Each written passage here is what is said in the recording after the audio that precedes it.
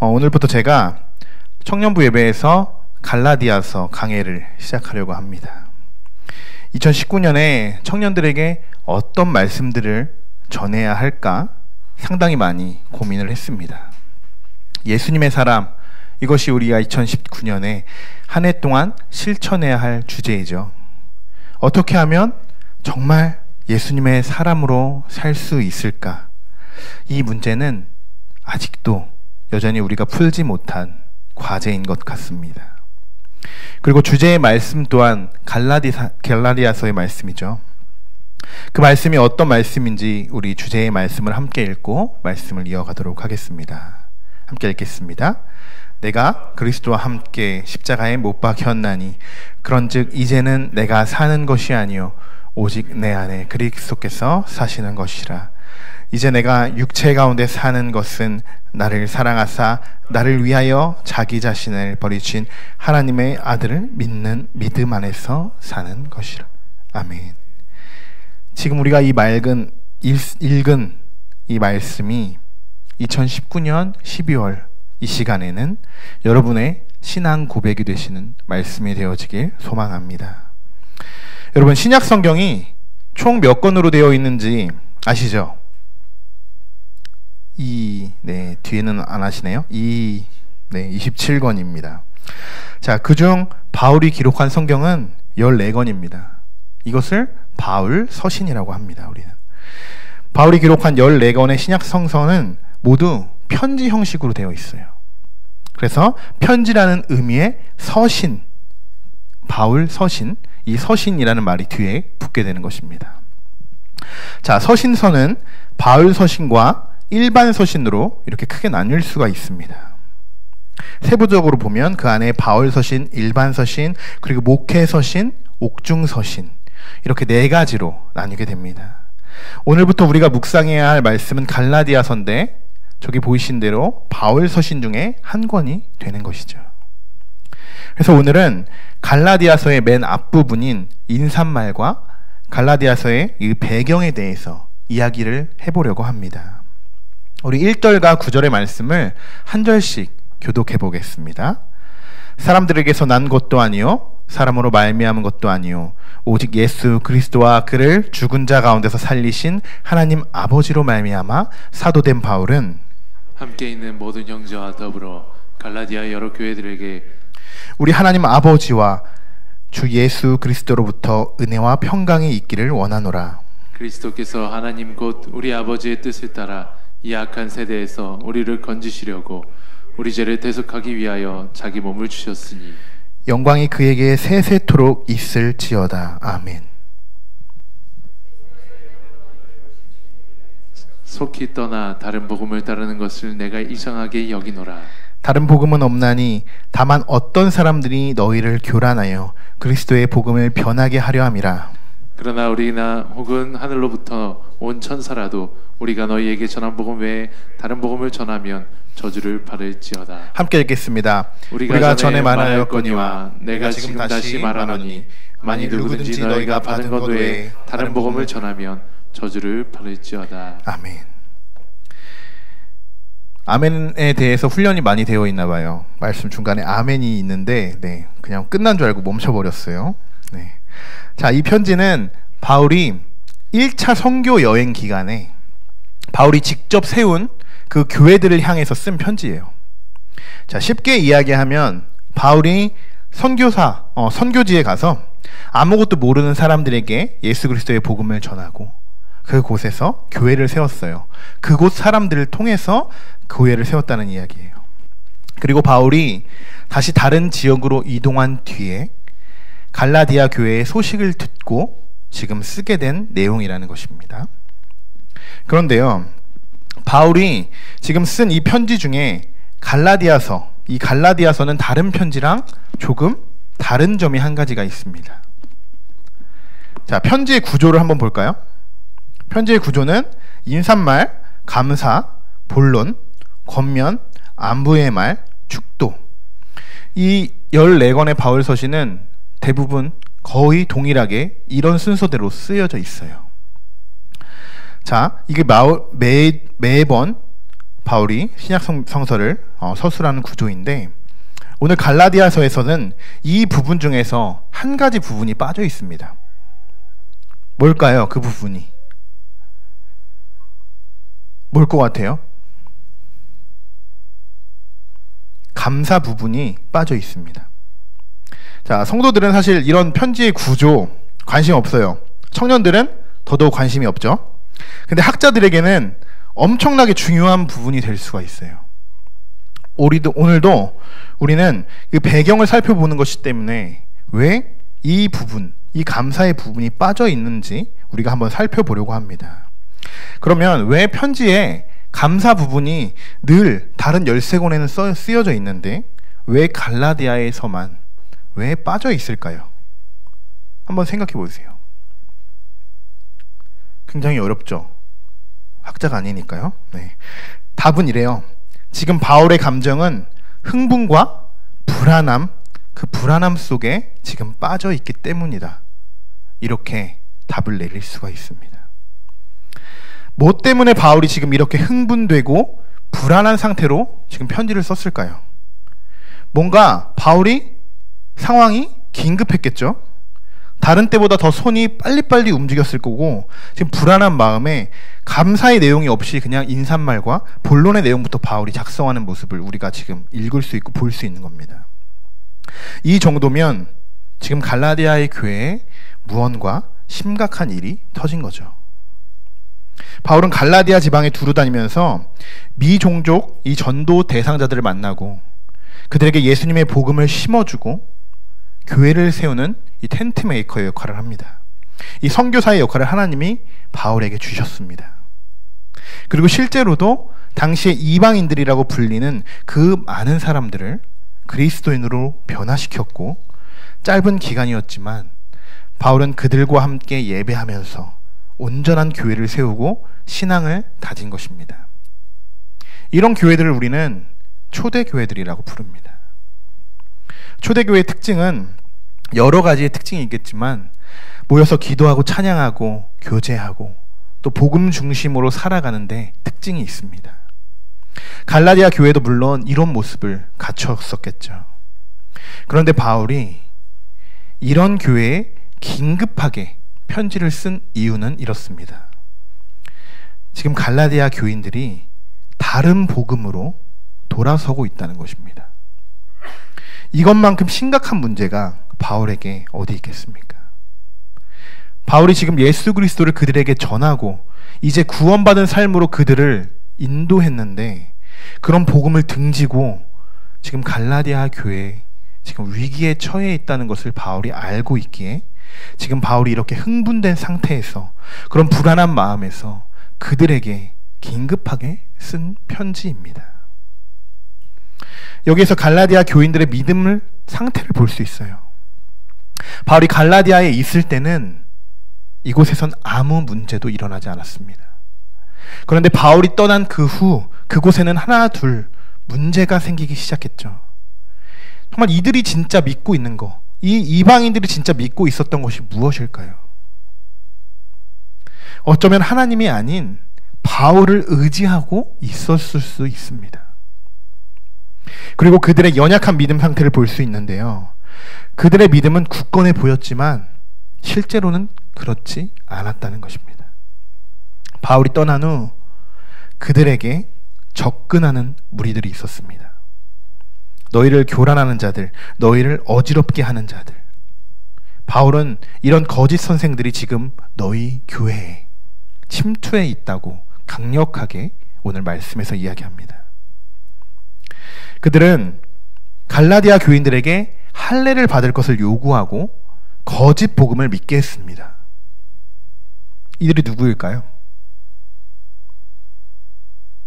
유대 종교들입니다.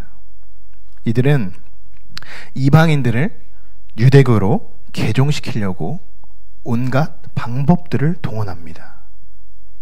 그리고 웃긴 것은 이들이 많은 사람들을 유대교로 개종시킴으로써 유대교 지도자들에게 인정을 받는 것을 그들은 원하고 또 인정받기를 좋아했다고 합니다. 이들이 제시하는 할례나 율법으로 인해서 지금 갈라디아 교회 내에 엄청나게 심각한 분열이 일어나게 된 것이죠. 오늘 갈라디아서의 배경을 통해서 여러분에게 말씀드리고 싶은 이야기는 이것입니다.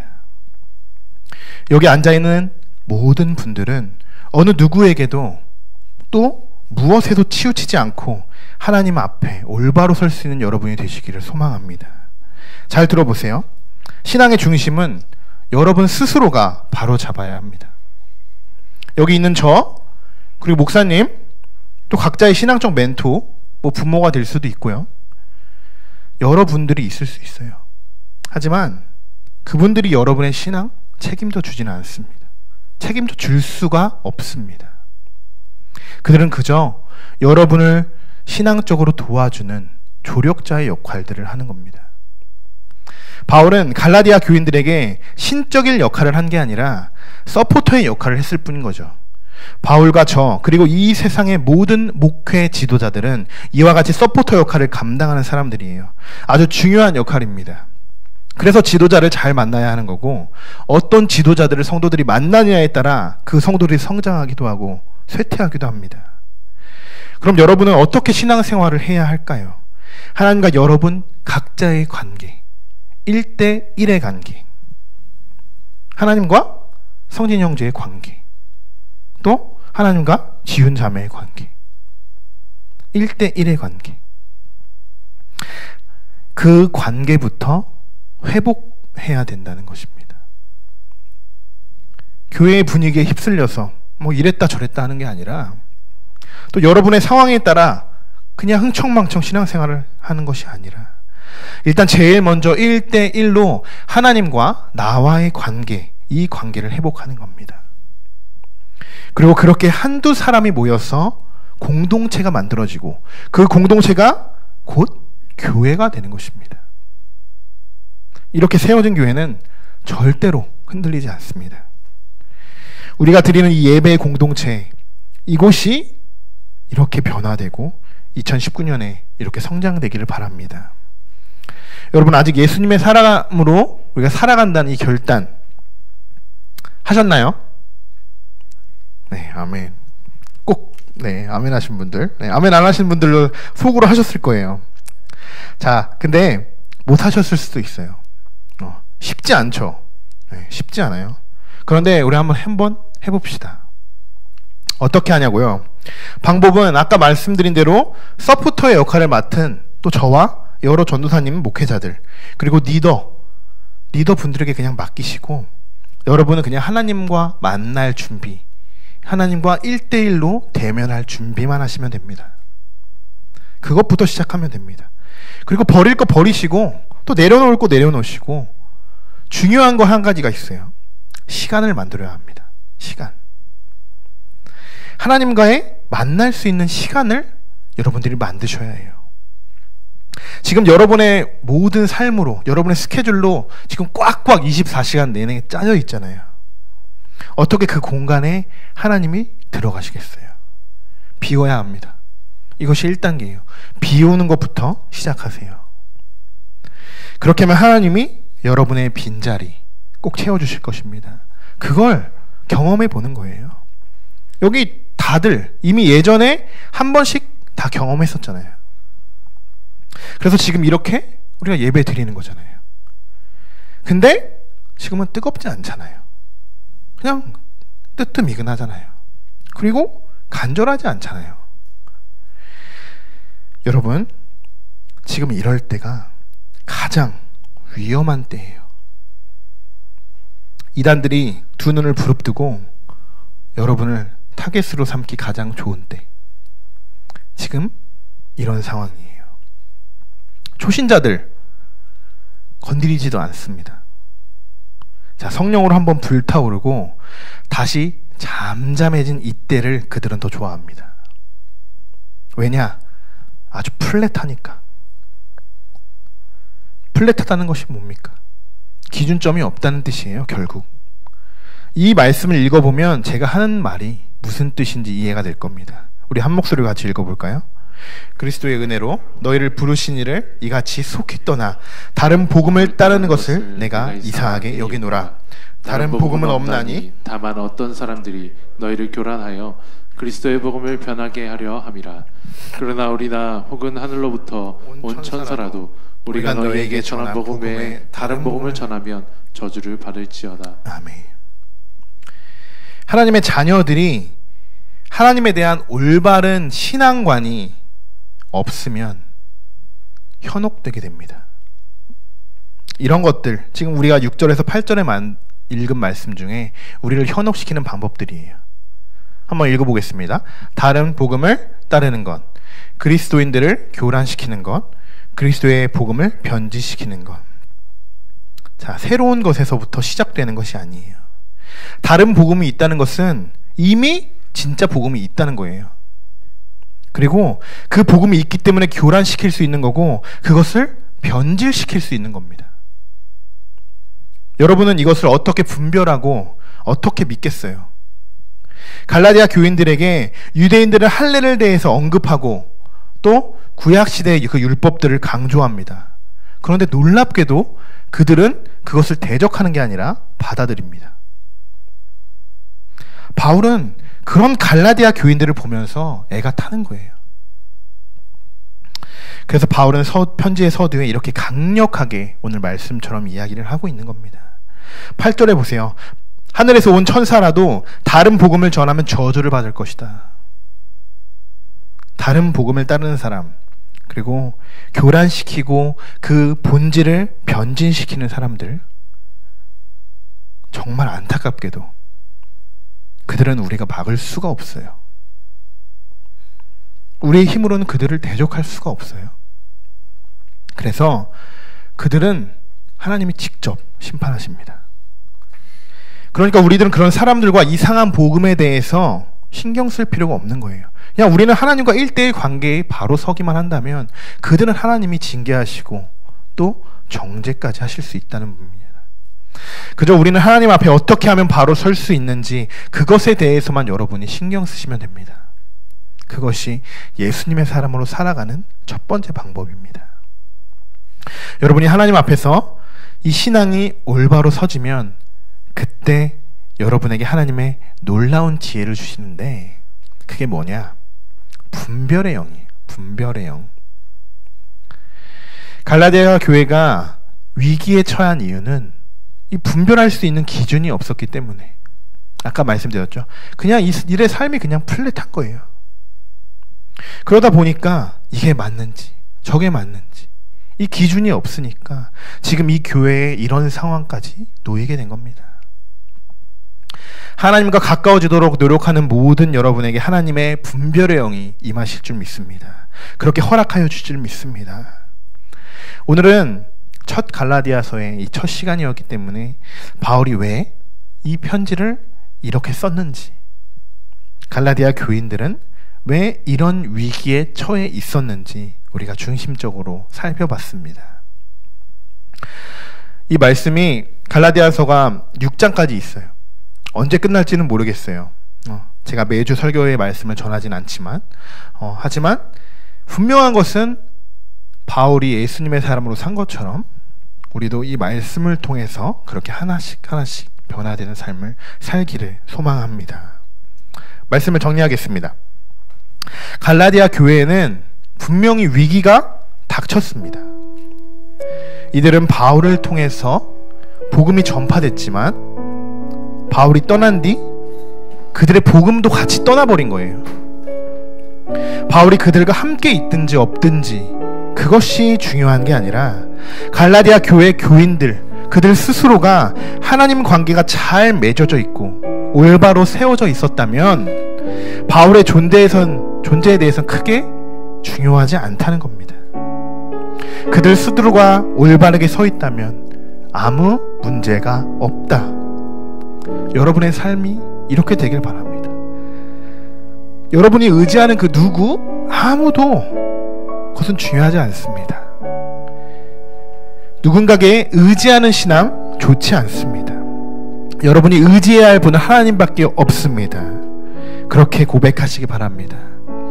여러분 스스로 난 혼자서도 잘할 수 있어 이렇게 외쳐보지만 어림도 없다는 거 여러분도 알고 계시잖아요. 하나님과의 여러분의 관계, 이 관계를 회복하는 것, 예수님의 사람으로 살아가기 위한 첫 걸음인 줄 믿습니다. 그 한 걸음 하나님을 향해 걸어나가시길 소망합니다. 우리 함께 찬양하기를 원합니다.